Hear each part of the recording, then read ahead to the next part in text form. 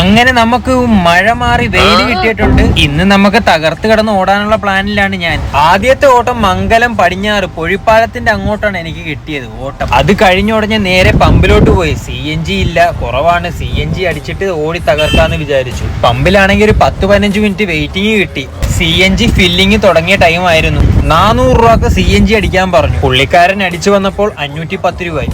എന്തെങ്കിലും ആയിക്കോട്ടെ, 510 510. അപ്പോഴേക്കും തന്നെ നമ്മുടെ ടാങ്ക് ഫുൾ ആയിട്ടുണ്ട്. അപ്പോഴേക്കും തന്നെ എല്ലാ പച്ച ലൈറ്റും കത്തി. അവിടെ നിന്ന് നേരെ നമ്മുടെ വീടിന്റെ അടുത്തുള്ള സ്റ്റാൻഡിലോട്ടാ പോയത്. വന്നടാ വീണ്ടും മഴ. അതൊന്നൊന്നര പണിയായി പോയില്ലേ.